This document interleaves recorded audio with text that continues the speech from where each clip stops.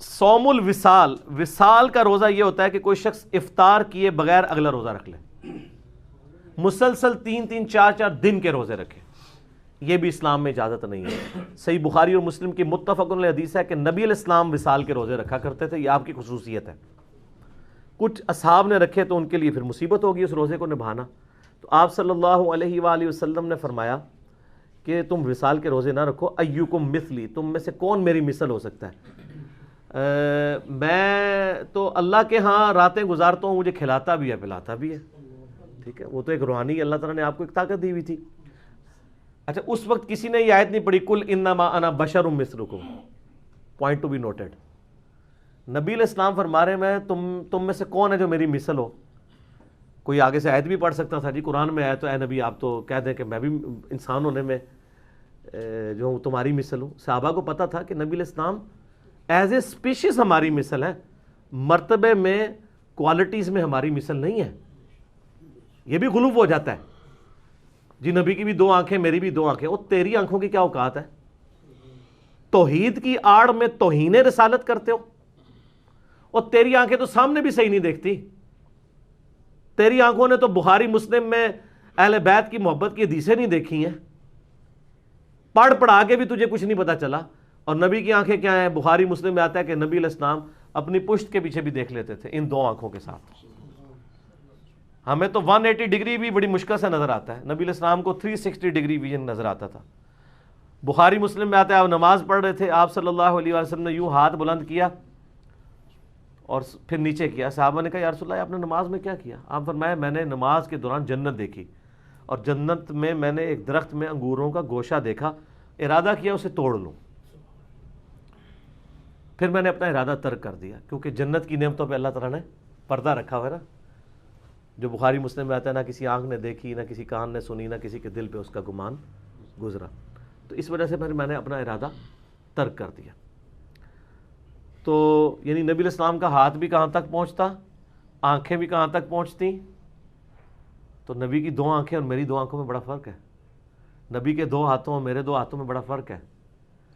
بخاری مسلم کی حدیث ہے، سیدہ عائشہ کہتی ہیں نبی علیہ السلام نے وضو کیا، تہجد کے نوافل پڑھے، سو گئے، حتیٰ کہ میں نے آپ کے خراٹوں کی آواز بھی سنی، پھر آپ اٹھے اور پھر آپ علیہ السلام نے سنتیں پڑھی اور نماز پڑھانے کے لیے چلے گئے۔ میں نے کہا یا رسول اللہ وضو نہیں کیا آپ نے؟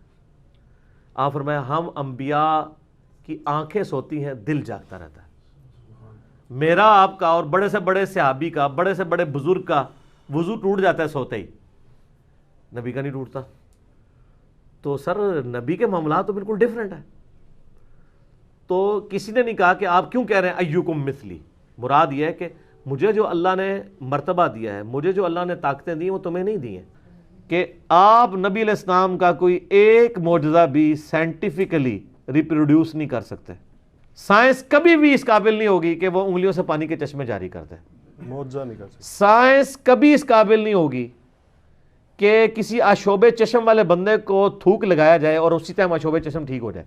آپ پتہ ہے آشوب چشم کی وبا امریکہ میں آج بھی ہزاروں لوگ مبتلا ہوتے ہیں، کئی لوگوں کی آنکھیں چلی جاتی ہیں۔ ہم اس کو لائٹ لیتے ہیں نا، میں تو بھگت چکا ہوں 2016 میں، ابھی تک میری آنکھیں ریکور نہیں ہوئی آشوب چشم سے، اس میں لوگوں کی بینائی بھی چلی جاتی ہے۔ تو مولا علی کو بخاری مسلم میں آتا ہے لعاب دان لگایا، بالکل ٹھیک ہو گیا۔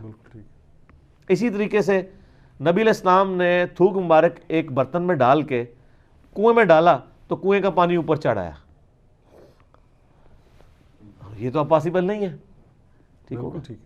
اسی طریقے سے صحیح بخاری میں آتا ہے، یہ بھی بخاری مسلم میں، ایک صحیح بخاری میں حدیث آتی ہے کہ نبی علیہ السلام کے ایک صحابی کی پنڈلی ٹوٹ گئی، انہوں نے اپنی پگڑی اتار کے وہ پنڈلی باندھ دی اور گھسیٹتے ہوئے عبداللہ ابن عتیق رضی اللہ تعالیٰ عنہ نبی علیہ السلام کے پاس آئے، تو آپ علیہ السلام نے کہا کہ پنڈلی سیدھی کر، ہاتھ پھیرا، جڑ گیا۔ تو ہڈی کو جڑنے کے لیے اور اس کا بانڈ بنانے کے لیے ایک ٹائم ریکوائرڈ ہے، وہ 8 سے 9 ہفتے ہیں، وہ بھی پلسٹر ہوں، اس کی بجائے یوں ہاتھ کو پھیرے اور ہڈی واپس آ جائے۔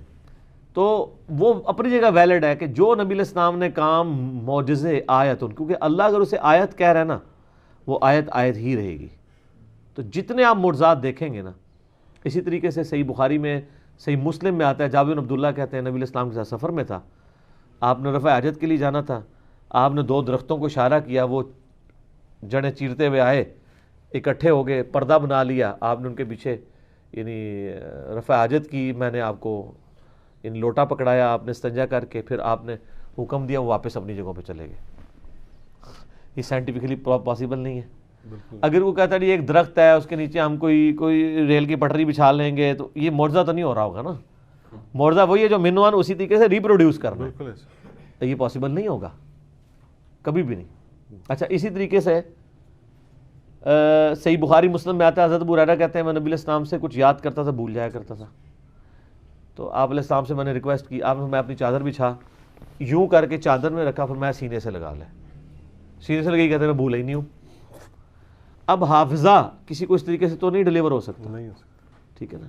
ظاہر ہے کہ یہ پورا سائنٹیفکلی بھی آپ کسی کا حافظہ بڑھا تو نہیں سکتے, کس لیول تک لے کے جا سکتے ہیں, ٹھیک ہوگا. اس طرح کے جتنے بھی معجزات ہیں نا, آپ مشکات المصابیح کی 3 جلد میں پڑھیں تو وہ سب کے سب سائنٹیفکلی ریپروڈیوس ہونا ناممکن ہے, کیونکہ نبی کے جو معجزات ہیں وہ دائمی ہیں.